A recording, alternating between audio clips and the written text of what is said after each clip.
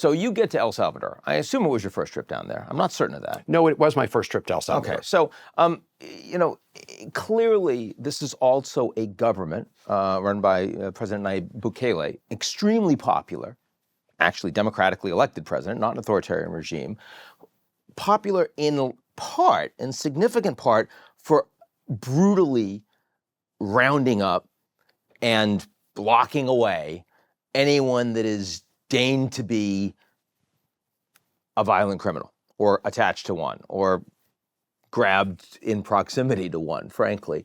So you knew that this was going to be a fraught environment, that they were going to try to make hay out of this. How did you talk a little bit about how you planned to deal with that as you're showing up?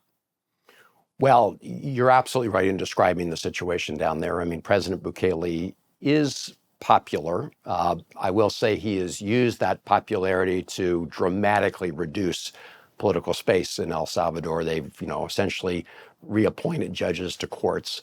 And I understood that we were going into that environment. My main goal was to ask them to reconsider their complicity in the overall scheme of violating people's constitutional rights, but also just to lay eyes on Abrego Garcia. I had told his wife, Jennifer, and his family I would try to do that. And so, look, I didn't know exactly what to expect. I had a meeting with the vice president of El Salvador. The president was actually out of country. So I made the point that Abrego Garcia had been illegally abducted from the United States, and I asked him whether or not El Salvador had any independent basis for holding him. His answer was no.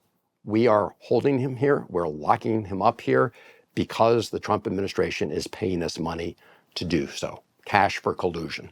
So clearly there continues to be no effort by the Trump administration to facilitate his return.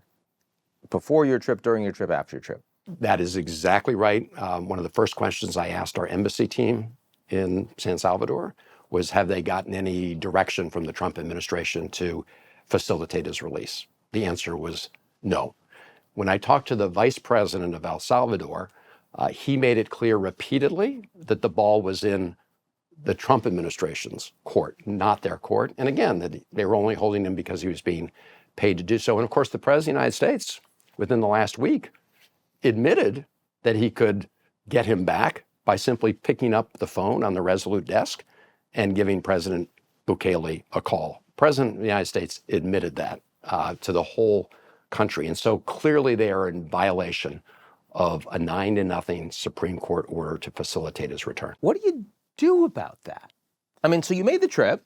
You're making the point very clearly to me and to the audience, but Trump isn't doing anything about it.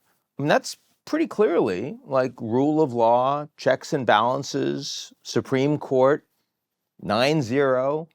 The answer is no. So what do you do about that? So there are three things we're doing about it. The first is happening in federal court.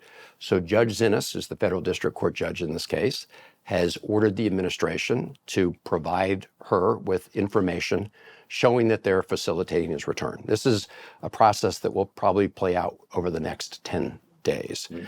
She's shown her frustration. She said that they've not been acting in good faith, but she's given them a little more time.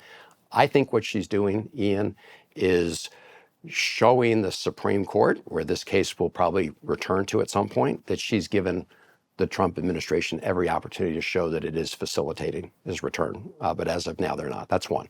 Number two, Senator Kaine and I introduced a resolution here in Congress that will come up for a vote within the next 2 weeks that requires the Trump administration to provide us with a report showing, what they're doing effectively to facilitate his return, and also requiring them to describe the human rights situation in El Salvador.